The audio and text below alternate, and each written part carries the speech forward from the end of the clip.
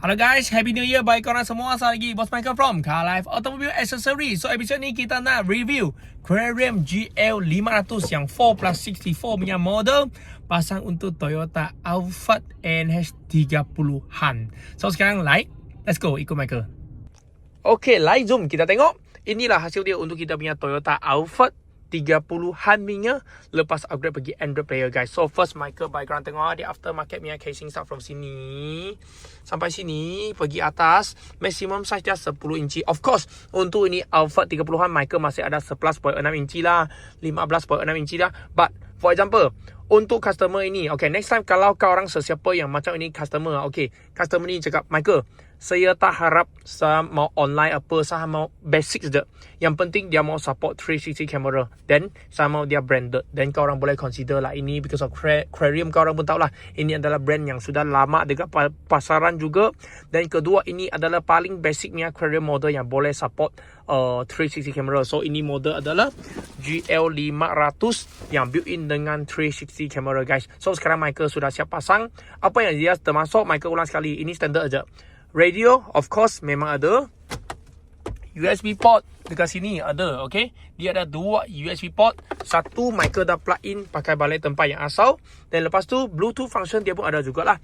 Bluetooth function tak kisah ke orang pakai Apple lah atau Android punya handphone lah, semua dia boleh connect. Dan kelebihan untuk ini Carrium punya Android player, dia bagi ke orang satu external punya mic dekat sini, okay. Dia ada satu external punya mic.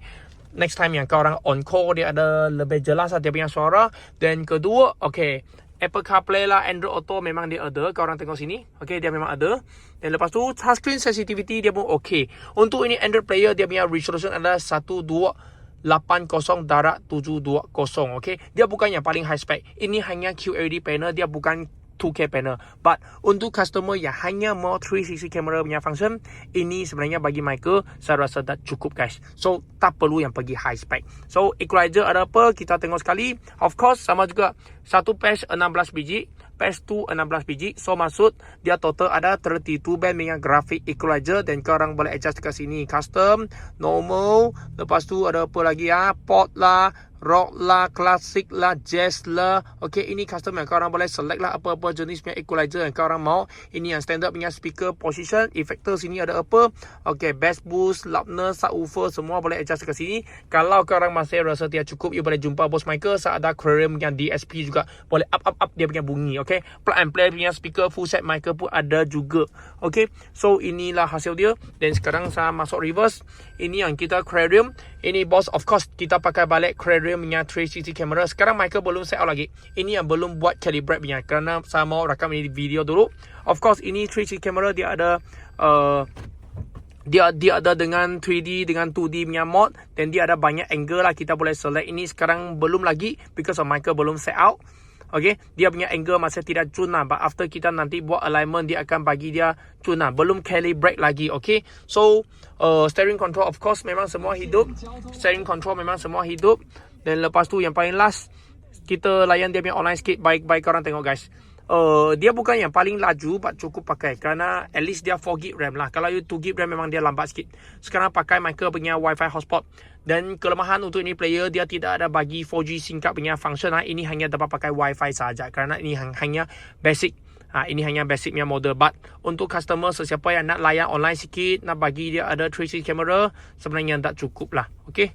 So cuba on. Boleh full screen dia akan jadi macam ni. Steering control.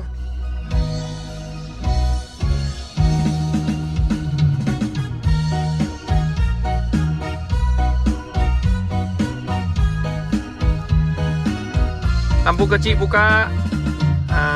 Dia pandai dim juga guys.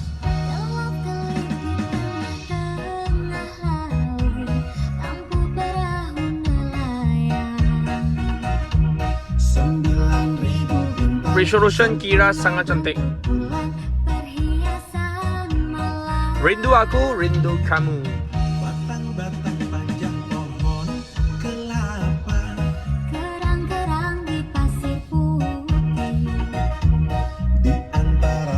So inilah kita punya Aquarium GL500 punya Android player untuk tuan-tuan semua. So of course ini Android player dia ada untuk saiz 191 10 inci. Untuk kereta anda semua 80% ke atas punya car model semua sesuai guys. So untuk korang sesiapa yang minat mau cari Android player ini, sila PM Boss Michael atau saya punya sales team, okay?